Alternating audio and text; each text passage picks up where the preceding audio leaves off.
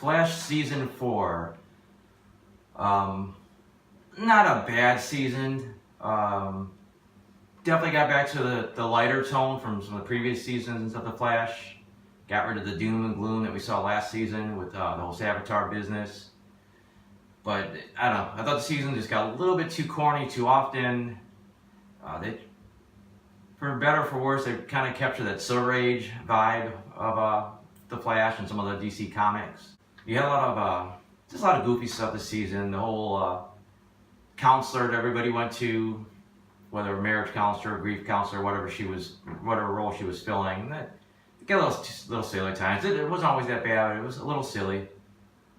And this, like I said, there's a Silver Age vibe. Like there used to be a lot of old comic books where like Lois Lane would get Superman's powers for like one issue, and it would be wrapped up pretty quick, and they'd just go on with something else. And a good example this season was where Iris briefly got the Flash superpowers, and they all learn their lessons, and she gives the powers back, or yeah, she basically gives them back. And it's like it's one of those things. It's not a bad episode, but you know, she's not going to keep those powers beyond that episode. Like I think other shows, maybe they switch for half a season, and maybe they make a bigger thing out of it. But like it's like a one and done, and it's I don't know, it's just kind of predictable, which a lot of the season seemed like it was. This season introduced a new villain who was hinted at last season with a Thinker, aka Clifford DeVoe. He was definitely a very powerful villain. You know, he just constantly many steps ahead of the team. Like no matter what they thought of, he's already thought of it and a way, you know, to defeat them. It got a little too powerful. I mean, he was almost seeing the future by how good he could calculate possibilities, and it was almost a little too much. And it gets to the point late in the season when he starts having showing some signs of weakness. It's like he was supposed to be so smart, but he couldn't predict all the issues that he would have with his lack of empathy and the fact that he'd become so callous, and it would basically cause his wife to leave him. I mean, granted, there was some hints that he did kind of plan for this, and even at the end he says, yeah, I saw this as a possibility, but I don't know, it just seemed, you made him basically a god, and then you gave him these flaws. There's a little bit of balance between the two sides, I guess, is what I was looking for. As far as his wife goes, Marlize was the character. They just made you hate her. I mean, she was just so cold and calculating alongside her husband, and just the way she was so manipulative. Just the courtroom scene where she's just bawling and got the whole jury like completely against the Flash, and next thing you know, helps get Barry Allen convicted. Like you just hated her, and they do a decent redemption arc of like you buy it and you kind of want her, you kind of get some sympathy for her, but it's really more that you just want to see her help beat her husband, and not so much that you feel that much for her. And the team forgives her pretty quickly, like all the shit that she did. She stabbed Iris, like everything that happened. It's like, hey, if you want, you can join our team and help us. Luckily, she didn't stay around. I think we didn't need to see her stick around. As far as Team Flash, like I said, Barry lightened up quite a bit. He still had some dark moments, but I think it worked for the storyline, and it didn't overwhelm his character this time around. Iris was kind of like played as like the new team leader. She's basically like their Felicity, their person behind the desk, the guy in the chair. They kind of dropped it after a few episodes where she wasn't so much the leader. I mean, she still helped out on site, but they got away from that. Didn't give her as much to do for the most of the rest of the season.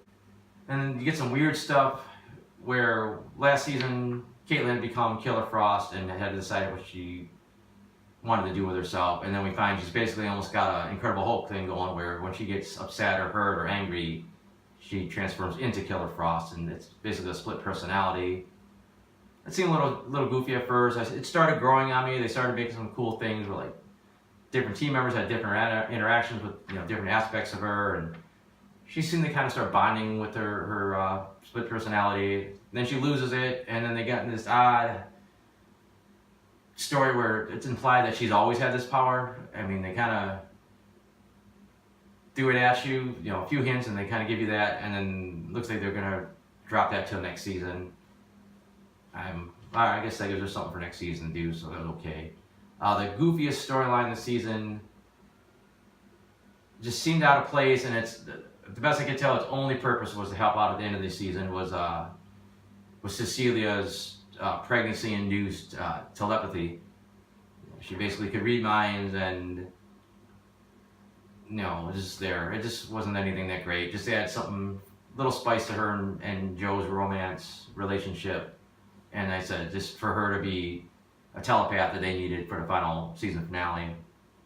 I think actually that kind of helped ruin one of the better episodes this season. There was a fantastic episode where DeVoe, with all his powers, just goes into Argus, just completely wrecks shop. And it was really cool. And then the B story is just Cecilia now temporarily kind of becoming other people. She's so into their heads, and just goofy stuff like she's the gnarly dude, pizza delivery guy, or Joe or Caitlin. It wasn't anything that great. It didn't really add anything. Just little cheesy stuff on the side. They introduced quite a few new metahumans this season. They were all basically, like I said, MacGuffins. They were just part of DeVoe's plan to get, super duper powers at the end and be unstoppable. So they were mostly forgettable. Basically villains of the week. They all pop up periodically and get killed off. The biggest addition this season is Ralph Dibny, also known as the Elongated Man. And it was not too big on him. He just came off like a pretty fair ripoff of a Jim Carrey, just over the top goofiness. And then once he got his powers, well, as soon as you meet him, he's got his powers. But once he really starts learning his powers, then it's even more goofier. It's almost like Jim Carrey in The Mask, just the cartoony goofiness. It worked at times. Sometimes it was funny, but then sometimes he was just too over the top. When he actually had to be serious, he was really compelling. Like you could feel the weight of his emotions. When he died, you just knew 90% chance that he was coming back. I mean, the Flash has been pretty bad about dropping the ball as far as having a major character death, and then it turns out it didn't happen. So I was not surprised that he showed up at the end. I was not surprised that he came back to life. Actually, slightly surprised that he is involved in the defeating DeVoe as he was, but if you think about it, it makes a lot of sense. This season, they also dropped Wally off the show completely, sent him over to Legends of Tomorrow, which was fine. They didn't know what to do with him. The cliffhanger last season wasn't that major, but it would have been interesting to see maybe a few episodes of Wally as the main Flash. But after the first episode, Barry's back, which, like I said, CW's been really bad this season about undoing their cliffhangers pretty quickly. But I don't think it would have been that great to see that many episodes with Wally as the Flash. And you're going to want Barry back. He's the star of the show. But like I said, the show really works well with all the character relationships and their interactions, and I think that always sells it. There's a lot of great moments between the cast, a lot of great chemistry, some funny stuff with Wells and Cisco, as usual. The show did a good job of really subtly introducing what ended up being Barry and Iris' daughter from the future. I mean, it was just like little bits and pieces, a lot of people if you're not paying attention to the show, you won't even catch it. It was just so subtle, and then slowly add more to it, and finally give us a flat out reveal who she was in the last episode. I kind of liked that. It was I liked it. It was a little different. It didn't hit you over the head too much that she was something special. The first couple of times you see her, so that was decent. Gives you something to look forward to for next season. Presumably, she did her own version of Flashpoint, went back in time, did something that she shouldn't have, and now the team's got to help her fix it. Biggest complaint about this season is going to have to be the concept of flash time. If it was a one and done or something that can only be used sparingly, it works fine. Barry can move at a speed that's so fast that everything seems to be standing still. And I mean, the episode where they really get into it is where there's basically a nuclear bomb going off, and the fraction of a second it takes for this thing to go, Barry spends I don't know how much time in flash time, where it could be an hour passes for him, but only, like I said, let's look at split second for the real world.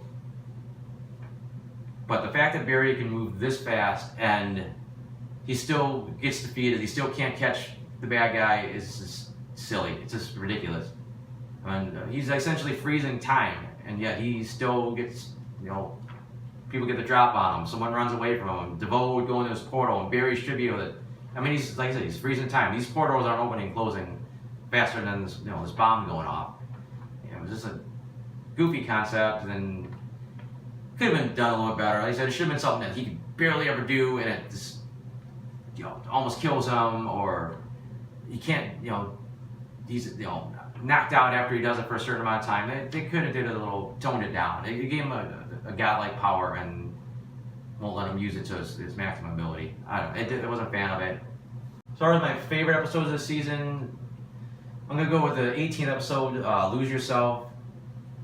It was decent emotional beats. The team looked like they finally had DeVoe beat, but in the a twist when Ralph finally decides to truly be a hero, it backfires and he's killed. And it was just cool seeing DeVoe finally get these last couple metas, get all their powers, basically just got to the point where the team was completely screwed. It looked like there was no way out of it.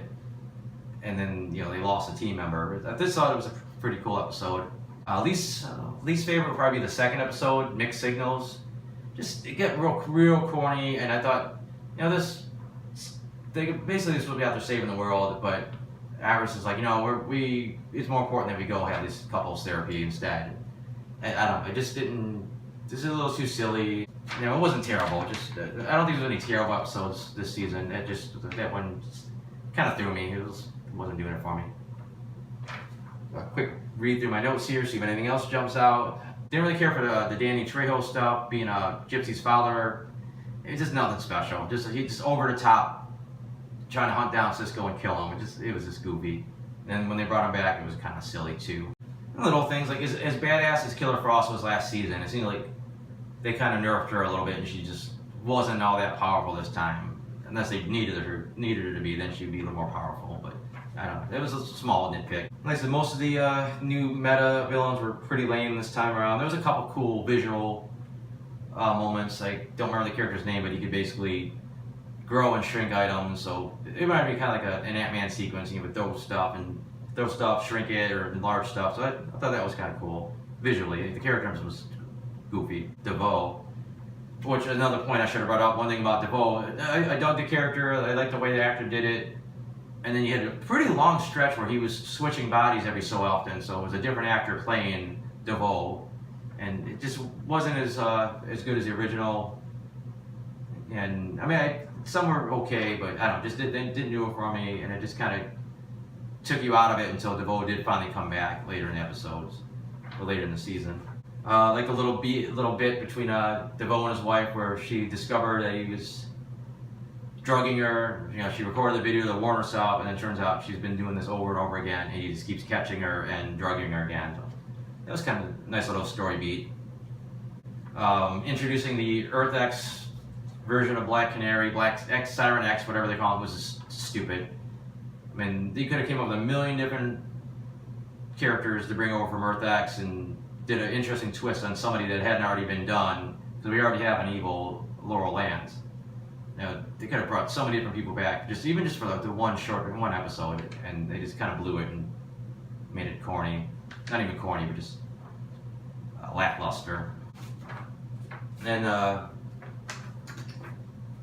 far as the season finale, I didn't think it was bad. In some interesting visuals, you had Ralph and the Flash versus all these DeVoes. I mean, some of it's just Flash could move at super speed here, and all he had to do is just grab Ralph from the get-go and just zip out and go through the little portal. But instead, they just kind of stood there and had to fight all these DeVoes until finally, at the end, they ran through. I mean, they could have did it better, framed it better, where it looked like they couldn't have ran through initially. Maybe, I don't know, they could have came up with something a little more instead of looking like Barry's just standing around like a doofus until the last second. But overall, it wasn't a bad season. It wasn't a great season. They were kind of getting back on track after the Drury season 3. We'll see where they go next season. I don't have anything else to really say. So if you like this, subscribe to my channel. You can also go to my website, soundedbetterinmyhead.com. There's other reviews on there, my comic strips, and that's about it. Thanks for watching.